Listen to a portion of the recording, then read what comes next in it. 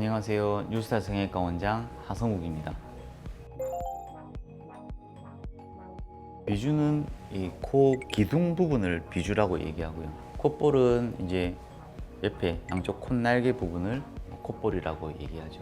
비주와 콧볼이 때문에 콧볼 축소를 할 수 있고 못하고가 아니고 콧구멍의 모양과 콧볼의 모양에 따라서 콧볼 축소를 하기 적합한 코가 있고 콧볼 축소했을 때 효과가 좀 안 좋을 거라든지 모양이 이상할 것 같은 케이스가 있습니다. 보통 우리가 코 모양에서 콧볼 축소 방법이 여러 가지가 있는데 코 안쪽에 있는 살을 제거하는 방법도 있고요.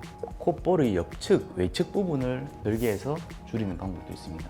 코 안쪽을 하는 경우는 이제 콧구멍이 이렇게 옆으로 벌어져 있다든지 안쪽에 공간이 좀 있을 경우는 제거해서 하면 효과도 좋고 흉터도 많이 가려지게 되죠. 근데 콧구멍은 작은데 콧볼의 이 살만 두꺼운 경우, 옆으로 이렇게 툭 튀어나와 있는 경우, 그럴 때는 이제 코 외측 부분의 살을 제거하게 되는데 흉터가 약간 좀 보일 수가 있고 옆에서 봤을 때 자국이 코 옆부분 보이니까 사람에 따라서 적합한 케이스와 아닌 부분을 구분해서 수술을 해야 됩니다. 보통 콧볼 축소할 때 저 같은 경우는 안쪽으로 하는 수술을 많이 해드리는데 이걸 줄였을 때 콧구멍의 동그란 원형이 찌그러진다면 이 경우는 줄이기에 적합하지가 않고 제 코로 생각한다면 이렇게 코 평수를 이렇게 힘을 줬을 때 평상시에 이렇게 되는 분들이 있어요.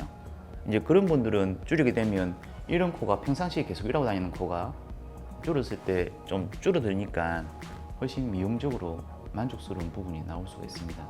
대신에 이 흉터가 육안으로 잘 안 보이게 옆쪽에 최대한 붙여서 안쪽에 남도록 하는 게 수술의 중요한 포인트라고 하겠습니다. 코끝만 크고 콧볼이 크지 않다면 뭐 코끝을 줄였을 때 밸런스가 맞겠죠.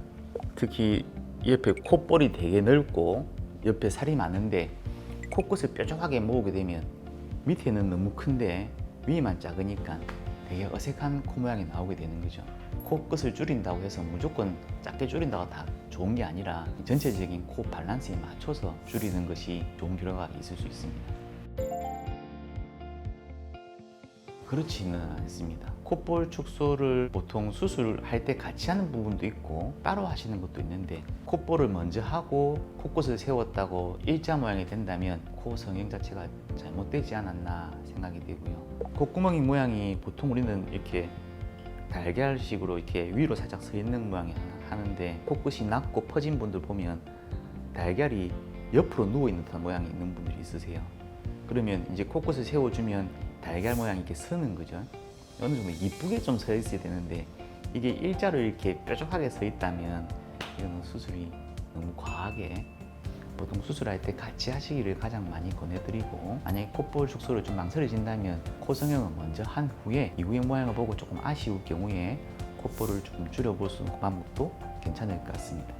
콧볼 축소는 사람에 따라서 콧볼 축소를 했을 때 미용적인 효과가 좋을 분도 있고 효과가 없을 분도 있습니다. 전문가와 상의하셔서 콧볼 축소하는 게 미용적인 효과가 있겠는지 없을지에 대해서 충분히 상담을 받으시고 수술을 결정하시면 좋겠습니다. 감사합니다.